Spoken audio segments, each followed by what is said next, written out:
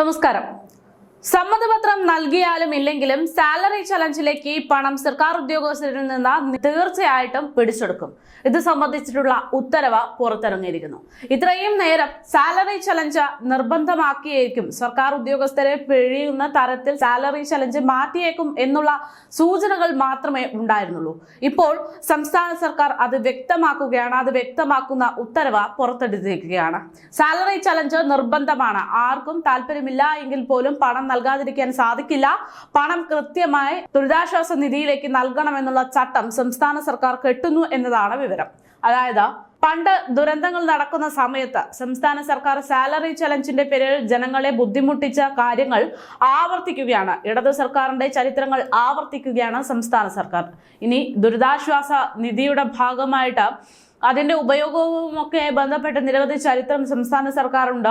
Salary ചലഞ്ചിന്റെ ഭാഗവുമായി ബന്ധപ്പെട്ട് സംസ്ഥാന സർക്കാർ ചരിത്രം ആവർത്തിക്കുന്ന സ്ഥിതിക്ക് ഇനി ഈ ദുരിതാശ്വാസ നിധിയുടെ കാര്യത്തിലും അതേ രീതിയിലുള്ള ചരിത്രമാണോ ആവർത്തിക്കുക എന്നത് കണ്ടറിയേണ്ടിയിരിക്കുന്നു. എന്തായാലും സാലറി ചലഞ്ച് നിർബന്ധമാക്കും എന്നുള്ള തരത്തിൽ റിപ്പോർട്ട് പുറത്തു വന്നിരിക്കുകയാണ്.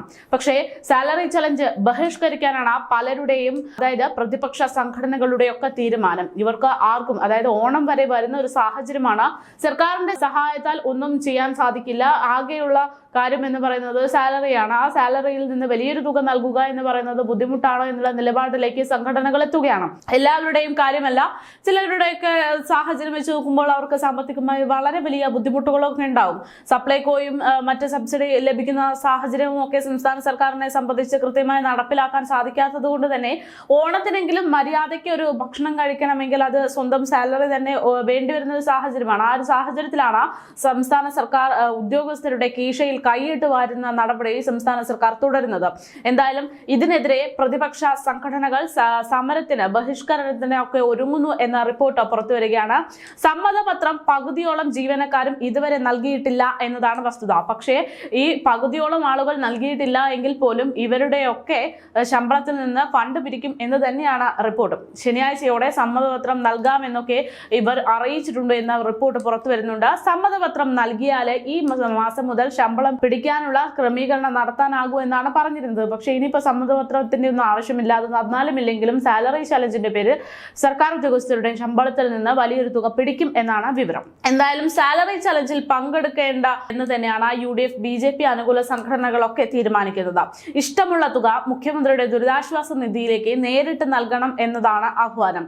സാലറി ചലഞ്ചിനോടുള്ള സർക്കാർ ജീവനക്കാരിൽ നിന്നുള്ള പ്രതീക്ഷിച്ച സഹകരണമില്ലാതെ വന്നതോടെ ജീവനക്കാരിൽ നിന്നും സമ്മതപത്രം ശേഖരിക്കുക എന്ന ദൗത്യം സംസ്ഥാന സർക്കാർ ഒഴിവാക്കുന്നു എന്ന റിപ്പോർട്ട് വലിയ ചർച്ചാ വിഷയമാകുകയാണ്. എന്തായാലും ഭരണപക്ഷ അനുകൂല സർവീസ് സംഘടനകൾ ഇതിന്റെ കാര്യങ്ങൾ ഏറ്റെടുക്കുമ്പോൾ, അതായത് സാലറി ചലഞ്ചുമായി ബന്ധപ്പെട്ടുള്ള ഉത്തരവാദിത്തങ്ങൾ ഏറ്റെടുത്ത് രംഗത്തെത്തുമ്പോൾ അവിടെ ചോദ്യചിഹ്നമാകുന്നത് സർക്കാർ ഉദ്യോഗസ്ഥരുടെ അവകാശമാണ്.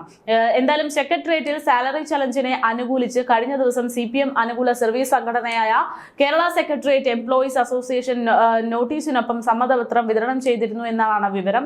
എന്നാൽ 5 ദിവസത്തെ ശമ്പളം തന്നെ സംഭാവനയായി നൽകണമെന്ന വാശി സർക്കാർ ഉപേക്ഷിക്കണമെന്നും ഓരോരുത്തരുടെയും ശേഷിക്കനുസരിച്ചുള്ള സംഭാവന ചെയ്യാൻ ക്രമീകരണം ഒരുക്കണമെന്നും പ്രതിപക്ഷ സംഘടനകളായിട്ടുള്ള NGO അസോസിയേഷനും കേരള സെക്രട്ടേറിയറ്റ് അസോസിയേഷനും federation of employees and teachers ഓർഗനൈസേഷനും ആവശ്യപ്പെട്ടിട്ടുണ്ട്.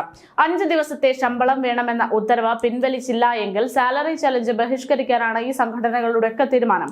എല്ലാ ജീവനക്കാരും കഴിയുന്ന സംഭാവന ദുരിതാശ്വാസ നിധിയിലേക്ക് നേരിട്ട് നൽകണമെന്നതായിരുന്നു സെക്രട്ടേറിയറ്റ് അസോസിയേഷൻ പ്രസിഡന്റ് MS ഇർഷാദും ജനറൽ സെക്രട്ടറി KP പുരുഷോത്തമനും ആവശ്യപ്പെട്ടത്. ശമ്പളം നിർബന്ധപൂർവ്വം പിടിക്കുന്നതിൽ സഹകരിക്കില്ല എന്നും സംഘടനാ അംഗങ്ങൾ മുഖ്യമന്ത്രിയുടെ ദുരിതാശ്വാസ നിധിയിലേക്ക് തുക നൽകുമെന്നും കേരള NGO അസോസിയേഷൻ സംസ്ഥാന പ്രസിഡന്റ് ചാവറ ജയകുമാറും പറഞ്ഞിട്ടുണ്ട്. എന്തായാലും സംസ്ഥാന സർക്കാർ ഉദ്യോഗസ്ഥരെ വെറുതെ വിടുന്ന ലക്ഷണമില്ല എന്ന് തന്നെയാണ് ഈ റിപ്പോർട്ടുകളിൽ നിന്ന് വ്യക്തമാകുന്നത്.